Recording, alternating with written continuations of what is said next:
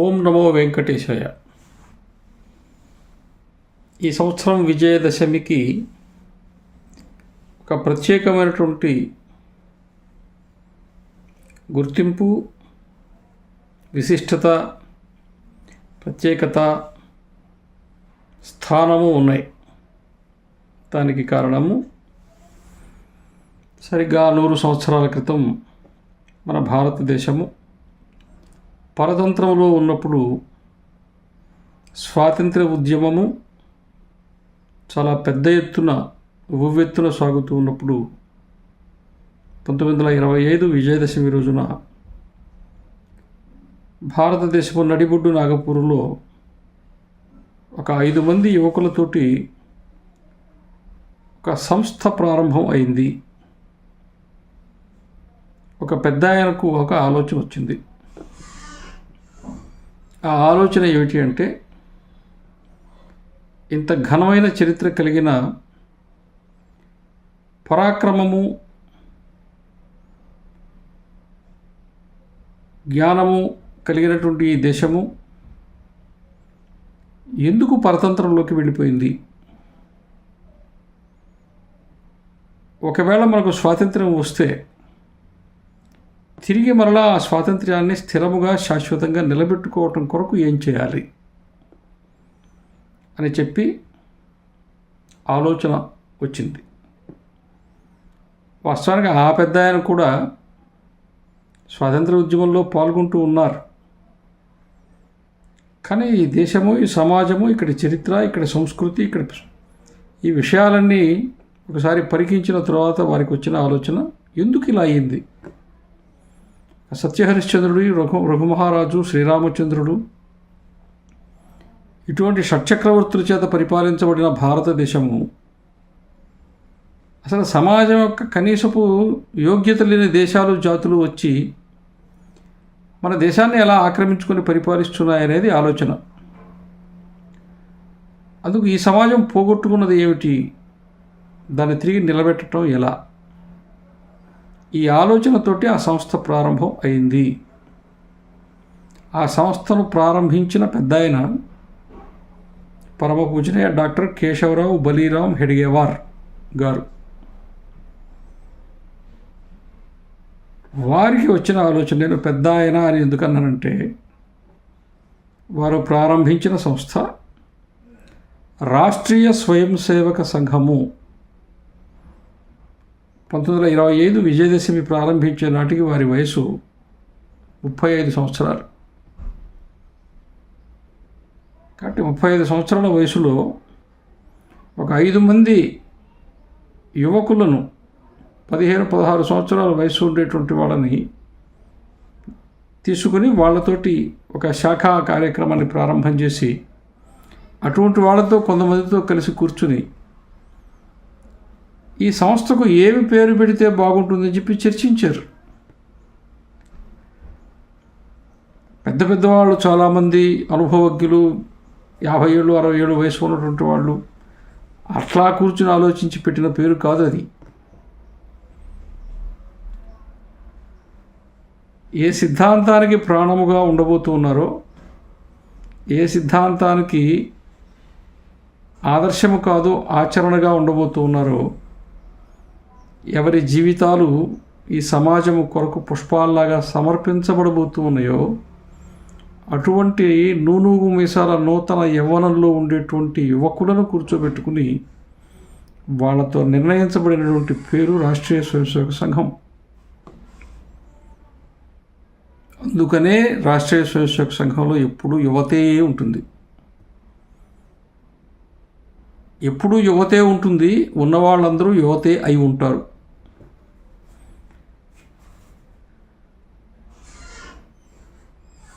సంఘశకము, శాలివాహన శకము, సామాన్య శకములాగా నేటి నుంచి సంఘశకము ప్రారంభం అవుతున్నది. అంటే సంఘయుగము కూడా ఉంది. వచ్చే సంవత్సరం పంచాంగాల్లో కలియుగాబ్ది, అట్లా సంఘయుగాబ్దిని కూడా రాసుకోవచ్చేమో. ఈ సంఘానికి సంబంధించిన నా అనుభవాలు నేను అప్పుడప్పుడు నేను చెప్తూ ఉంటాను. అన్నీ ఒకేసారి చెప్తే ఎక్కువ సమయం అవుతుంది, చెప్పే స్థితిలో కూడా లేను.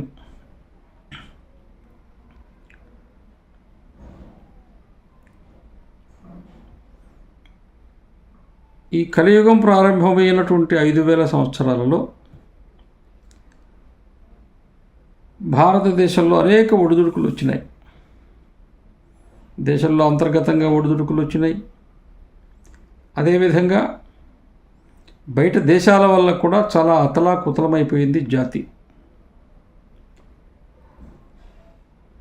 ఇంత పెద్ద భారతదేశంలో, సువిశాలమైన అఖండ భారతదేశంలో, అంటే పాకిస్తాన్, బంగ్లాదేశ్ విడిపోకముందు భారతదేశంలో కొన్ని వేల గ్రామాలలో లక్షలాది మంది లేదా కోట్లాది మంది చేత ప్రాంతము, కులము, భాష, వయసు తారతమ్యము లేకుండా, చదువుకున్నారా చదువుకోలేదా అనేటువంటిది లేకుండా, వృత్తితో సంబంధం లేకుండా మొత్తము భారతదేశంలోని అందరి చేత భారతదేశము నా మాతృభూమి అనే భావాన్ని నింపి మనము మన దేశమాతను పూజించుకోవాలి, రక్షించుకోవాలి అనేటువంటి ఒక ఆలోచనను రేకెత్తించి ఈ అన్ని వర్గాల వాళ్ళ చేత, అన్ని ప్రాంతాలలో, అన్ని వయసుల వాళ్ళని అందరి చేత, అందరి నోట భారత్ మాతాకి జయని చెప్పించినటువంటి ఏకైక సంస్థ 5000 సంవత్సరాలలో ఒక రాష్ట్రీయ స్వయం సేవక సంఘము మాత్రమే. ఎక్కడికక్కడ ఎప్పటికప్పుడు ఒక మహాపురుషుడు పుట్టారు. వాళ్ళ కాలఖండంలో ఆ ప్రదేశానికి సంబంధించినటువంటి ఒక సామ్రాజ్య నిర్మాణాన్ని చేశారు. వాళ్ళ వీరోచితమైనటువంటి త్యాగమయమైనటువంటి జీవితము, వాళ్ళ పరిపాలన దక్షత, దేశభక్తి అవి ఎనలేనివి. అటువంటి గొప్ప గొప్పవాళ్ళు ఎక్కడికక్కడ, ఒక పంజాబ్లో కావచ్చు, రాజస్థాన్లో కావచ్చు, ఉత్తరప్రదేశ్లో కావచ్చు, అస్సాంలో కావచ్చు, బెంగాల్లో కావచ్చు, ఆంధ్రప్రదేశ్లో కావచ్చు, మహారాష్ట్రలో కావచ్చు, కర్ణాటకలో కావచ్చు, ఎక్కడికక్కడ ఎప్పటికప్పుడు ఈ విదేశీ ముష్కరుల్ని ఎదిరించేటువంటి దేశభక్తుల చిట్టా చిన్నదేం కాదు, వారి పరాక్రమం చిన్నదేం కాదు. ఒక శివాజీ కావచ్చు, ఒక రాణా ప్రతాప్ కావచ్చు, గురు గోవింద్ సింగ్ కావచ్చు, లాచిత్ బడఫుకన్ కావచ్చు, ఛత్రసాల్ కావచ్చు, కృష్ణదేవరాయల వారు కావచ్చు, ఇలా. కానీ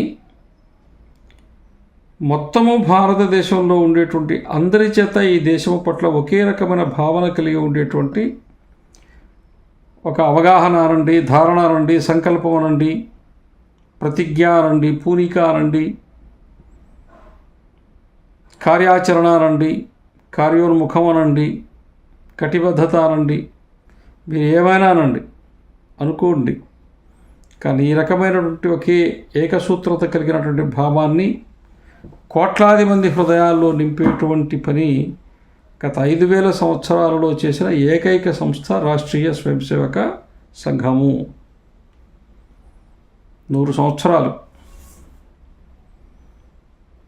100 సంవత్సరాల క్రితం డాక్టర్ కేశవరావు బలిరామ్ హెడ్గేవార్ గారు ఏ ఆలోచనతో సంఘాన్ని ప్రారంభించారో, సరిగ్గా 100 సంవత్సరాల తరువాత, అంటే ఈ సమయంలో ఏ ఆలోచనతో ప్రారంభించబడిందో ఆ ఆలోచన మీద నిలబడి అది కార్య ఆచరణకి తీసుకొచ్చింది.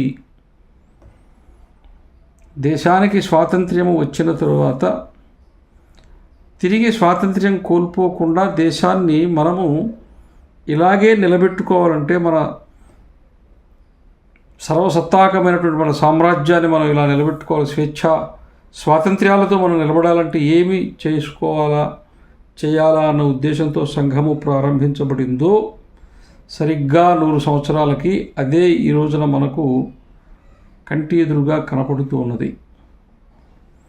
ఆ రోజున దేశం స్వాతంత్ర్యం కోల్పోవడానికి దేశ అంతర్గతమైనటువంటి వాళ్ళ యొక్క అవగాహన లోపము, అనైక్యత, లేకపోతే స్వార్థము, సంకుచితత్వము, దేశము అనే భావన లేకపోవడం ఎలా కారణాలయ్యి మన స్వాతంత్ర్యాన్ని కోల్పోయినామో, సరిగ్గా ఈ రోజున కూడా దేశంలో అటువంటి శక్తులే చాలా తీవ్రంగా మన దేశానికి వ్యతిరేకంగా పనిచేస్తూ ఉంటే, ఈ దేశ స్వాతంత్ర్యాన్ని ఎలా కాపాడుకోవాలా అనే విషయంలో ఈ దేశాన్ని పరిపాలించేటువంటి తిరుగులేనటువంటి ఒక నాయకత్వం ఈరోజు ప్రపంచం మొత్తాన్ని భారతదేశం వైపు తిప్పి, ఒక దేశం యొక్క ఆలోచన, దేశం యొక్క స్వేచ్ఛ, దేశం యొక్క స్వాతంత్ర్యము, దేశం యొక్క స్వాభిమానము ఎలా ఉండాలా, మొక్కవోని దీక్షతో, తిరుగులేనటువంటి నిర్ణయంతో ఎలా ఉండాలా అనేది ప్రపంచానికి చాటి చెప్పేటువంటి ధీరోదాత్తమైనటువంటి ఒక నాయకత్వాన్ని ఈ రోజున రాష్ట్రీయ స్వయం సేవక సంఘము భారతదేశానికి, తద్వారా ప్రపంచానికి అందించి విజయాన్ని సాధించి శత జయంతి వేడుకలు జరుపుకుంటూ ఉన్నది అనేటువంటిది సత్యము, వాస్తవం. ఈ దేశంలో టూల్ కిట్ పేరుతోటి, డీప్ స్టేట్ పేరుతోటి, ఇంకేదేదో స్వారస్య అనే పేరుతోటి ఈ దేశంలో ఉండేటువంటి అనేక రకాలైన సిద్ధాంతాలు కావచ్చు, రాజకీయ పార్టీలు కావచ్చు, నేరుగా బహిరంగంగా నిస్సిగ్గుగా దేశానికి వ్యతిరేకంగా నినాదాలు చేయటము, ఉద్యమాలు చేయటము, అందుకు ఇతర దేశాలకు వత్తాసు పలకడం జరుగుతూ ఉంటే, ప్రపంచంలో ఉండే అనేక మంది భారతదేశాన్ని నొక్కాలనో తొక్కాలనో ప్రయత్నం చేస్తుంటే, మొత్తము ప్రపంచాన్ని భారతదేశం వైపు తిప్పుకుంటూ నొక్కాల తొక్కాలను అందరినీ చెక్కుకుంటూ వస్తుండేటువంటి నాయకత్వాన్ని ఈరోజు మనం చూస్తూ ఉన్నాం. ఇప్పటికీ ఈ మొదటి భాగంలో ఇంతవరకు ఈ విషయాన్ని ప్రస్తావిస్తూ ముగిస్తున్నాను. నాకు మరలా ఓపిక ఉన్నప్పుడు మరలా ఇంకా కొన్ని విషయాలు కూడా అప్పుడప్పుడు చెప్తూ ఉంటాను. సంఘానికి సంబంధించిన నా ఆలోచనలు కావచ్చు, అనుభవాలు కావచ్చు, అనుభూతులు కావచ్చు, ఆత్మీయతలు కావచ్చు, ఇవన్నీ కూడా